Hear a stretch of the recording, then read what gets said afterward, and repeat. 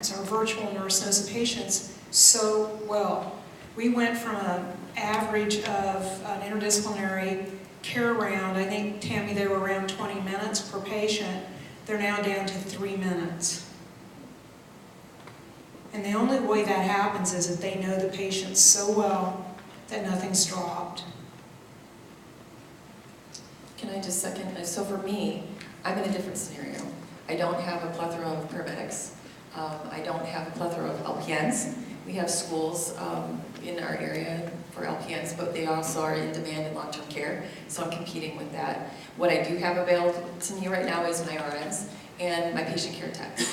So we're already examining, looking at that patient care tech, how they contribute to the work, how they're valued, what the relationship is with the nurse to maximize their support. But that really is where I need to go. And to some degree, as I mentioned earlier, we're backfilling my RNs with traveling nurses at a higher cost.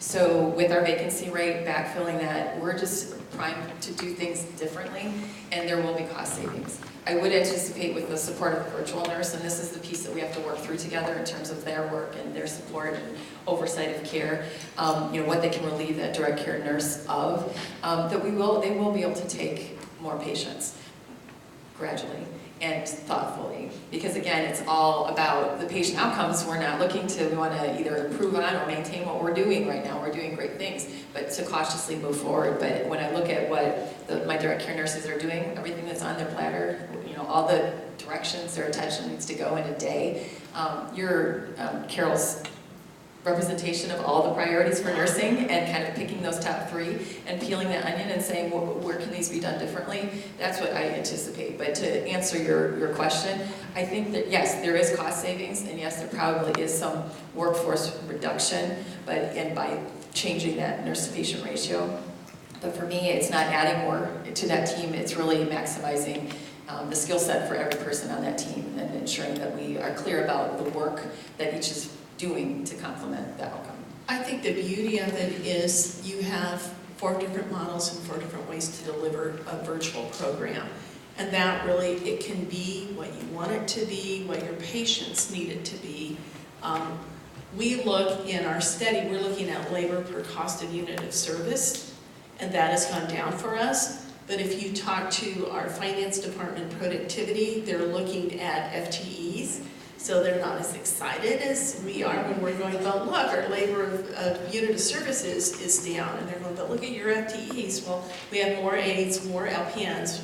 We run all our end staff. So, but it can be what your patients need it to be and what your institution can support. I would agree. One other thing, we are starting to use our virtual nurses to really manage the care of the patient. And lessen the need for a distinct care manager on a 36-bed unit. Normally we would have 2 and a social worker. We've decreased that to 1 because the virtual nurse, we're teaching them now to actually manage the lower severity care patient in their discharge planning. Who's charting on the patient? The virtual nurse? Both.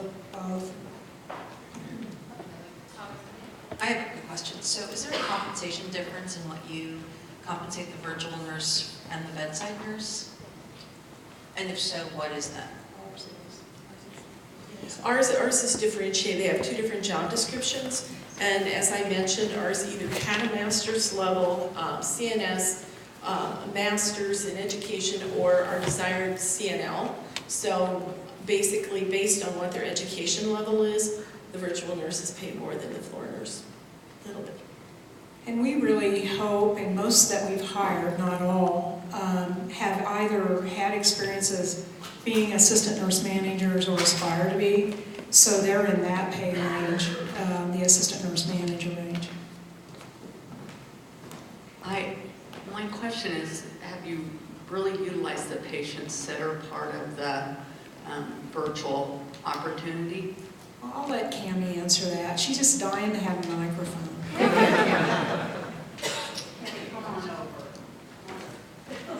So we have the capability to watch the patients for fall safety. The virtual nurse is not responsible for that for a 24-hour, 12-hour shift, whatever you want to look at it. But they actually spend part of the day with high-risk patients off to the right, and they can kind of keep an eye on them. They've also verbally diverted patients from getting out of bed. So we're not watching with the virtual nurse 24 hours a day, but they're still contributing to safety on the unit that way. Emmanuel has an awesome sitter program. If somebody wants to throw a mic at Rose, or hand it to her nicely. So one of the capabilities that we utilize with our BANYAN technology, we have the equipment set up in a virtual unit, had it up for a short time and had to pull it down. One of our learnings was your variability and your level of experience on that unit, and really needing to ensure you had enough really experienced nurses as well. But we have what we call our SOS program, and so it is the capability of those BANYAN cameras being able to monitor patients for impulsivity activities where they're starting to get out of bed, those pieces. And so it's in a dedicated space where there is an individual that does not have to be a medical person at all watching for those activities. We've got alarms set up, so the various units are able to increase that safety from the falls and quite significantly make a difference with that as well. So it's just another piece of the BANYAN technology that we've utilized on the unit as well.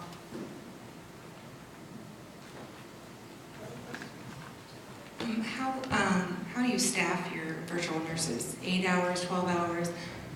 If you're looking at older nurses or nurses that have less time? It's quite interesting. The younger nurses and new graduate nurses are more attractive. They don't have the experience yet, right? But they love the technology. So they're working currently 12-hour shifts.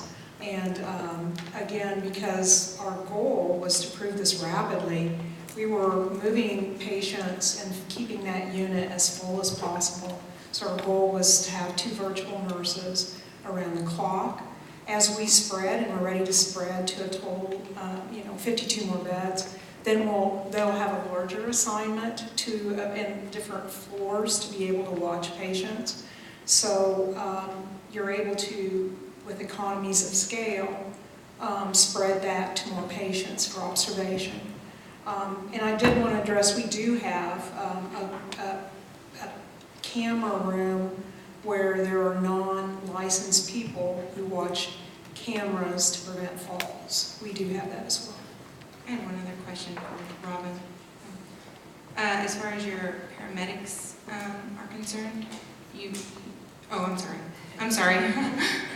As far as your paramedics are concerned with your usage, how is their relationship, since the physicians are managing them, with the nurses?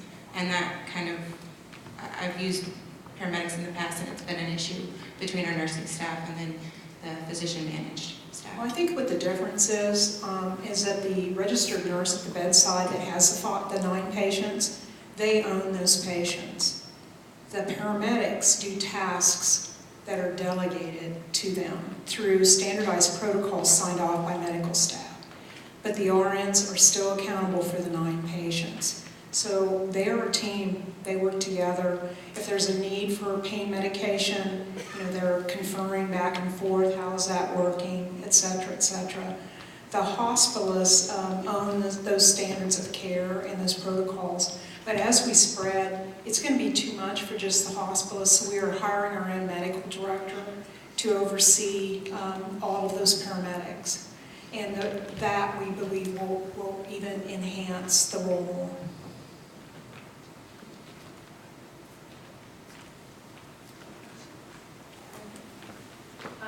Just kind of a broad question. So are we thinking broad enough with this technology? I mean, we're really using it for nurses. We're trying to change up the care models. What else do you see we can use it for? I can't wait to get my hands on it.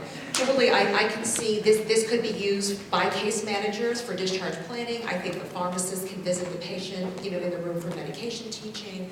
I think your employed physicians, in their offices could do a virtual visit, with carefully crafted members, inside the room. I think that there is no limit. I think that the clinical dietitian can come in and, do, any diet teaching, diabetes teaching. I think it's wide open. And that's what Cindy keeps telling us, is once the technology is installed, there's really no limit to what you can do with it. And really just trying to, in a very, very efficient way, get those care providers to the patient and their family at a time that it's convenient for the patient and the family to receive them. So, population health is huge. We're transition specialists, so why not go across the whole health continuum? The virtual can go into the physician office, and you could do pre-op teaching. It wouldn't have to be a nurse. It could be virtual. They could see them while they're in the house. They could see them while they're getting home health. And you can have across the continuum care versus episodic care that we're really, really used to and comfortable with. We need to be comfortable being uncomfortable and trying the new things. You know, I think we're only on the tip of the iceberg of how to use this technology, and ultimately it is our hope that we will have a virtual center, healthcare center. And in that healthcare center, there will be hospitalists in a bunker, there will be dietitian's pharmacy, there will be community people, hopefully, that are tied in through the virtual care model. We also have the ability, because our entire system's on Epic, to be able to see the documentation, whether it's in primary care or in a community health center. We have urgent care centers and emergent care centers that we own. The ideas and the ability to connect all that real time is just, we're limited by our own brain. That's all it is. The technology is there.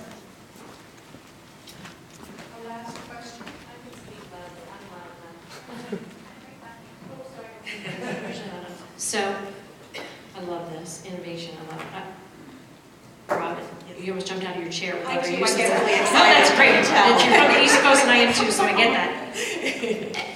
And this is the last question, and it's a downer, and I'm sorry. How do we assure the human touch? We all went into nursing to care for people, to touch, to heal. How do we just assure that as we move forward with innovation and technology? You know, I think you have to come see it. Because these cameras, imagine yourself as being an 85-year-old and you're in bed and you're alone. And then imagine that you touch the button and a nurse comes on your TV. You're lonely, you're scared, you're maybe even confused. And that nurse is able to be there immediately. Do you think one nurse to 5 patients, one nurse to 6 to 7 patients, they're touching that patient as often as you could touch that patient by a touch of a button to a TV? I can tell you can't. And so they love it. And they feel touched through the TV, through the cameras. The power of those cameras, the other thing we didn't talk about is the supporting nature that you can use. With our graduate nurses who are scared to put in an IV or an NG, they might have done 1 or 2, they can get down to the pore cell level on their skin. So they can be talking to you, the 85-year-old, saying, Mary, this is your first time to start an IV. I mean, that can be scary, right? But we're going to help Mary put this IV in. Can you imagine how reassuring that is? So when you talk human touch, I think we have to broaden our thoughts about how that touch is. We did our interviews with our virtual nurses virtually so that we could see how they communicated, and we talked about some articles on curriculums that are offering how do you convey caring across a virtual world. And an example that we had a patient that was very lonely one night, kept calling the floor nurses. And the virtual said, what can we do to help the team? They said, can you just talk to this patient? And so she stayed on and talked to this patient for 2 hours during the night while the direct care nurses could get their work done. And we have a lot of people who would come in the morning, family members, and push the button and say, how was mom's night? And that's so much easier than chasing down a nurse who maybe hasn't gotten a report yet because the virtual start just a little earlier for us getting a report. And there are some, I've walked in the room and there's been a towel thrown over the camera. And that's my clue, maybe this person isn't going to be responsive to virtual care. And so you have some, but we have some people who don't want to be cared for a certain nurse, that's their choice.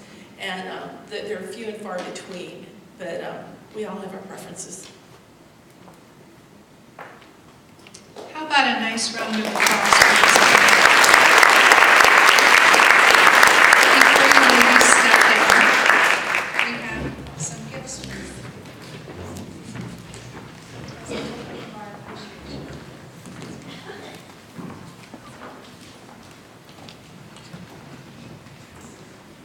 All right, one more time, please. Amazing. Thank you all for being here. Remember, evaluation forms in your folder. Don't forget, we're going to come around and pick those up. If you can just leave them at your table after our next segment, which is going to leave you with some more raised eyebrows and excitement. Please leave them on your table. We'll collect them. We're going to come back about 2 o'clock. Okay, give you 15, 18 minutes here. In front of you, you will notice that there's a jump drive that appeared magically when you were at lunch. That contains some information on it from today, the video and so on. So please take that. Additionally, there's something else I was going to say. Oh yeah, in the back of the room, you see these two kiosk-looking things back there, and then up here in the front of the room, we actually brought what a kind of a patient football looks like up here in the front right of the room, so you can get an idea of how this looks and feels when it's actually implemented. Now it's not on a wheeling cart; it's affixed to the wall, but you get an idea of what it looks and feels like. So please feel free to grab one of us, and we'll help you out. And let's see, is there anything else I'm forgetting? I don't think so. I think we're good. So please, we'll reconvene about 2 o'clock and get going. Yeah, Maddie? These cards here. Thank you. I knew there was a note on here that I was missing. So back when you're at the back table, one of the things that we did for you for making this incredibly effective day, but making the travel and the commitment to be here, is we're doing something for you so that we can kind of see where you're at. It's a 4-hour consulting session with us, okay, with one of our clinical experts, not me. And they'll be able to help you apply where this may make sense for your organization. I'm not going to sit here and tell you that every culture is ready for this. You guys know your facilities better than anyone else. 4 examples, 4 different implementations up here. You're going to be a 5th, a 6th, a 7th. You're going to have your nuances. That is important. So please take advantage of that. Those cards are back on the tables, and Matt or Madeline or Zach or any of those folks in the back can help you. All right? All right, awesome. Thank you.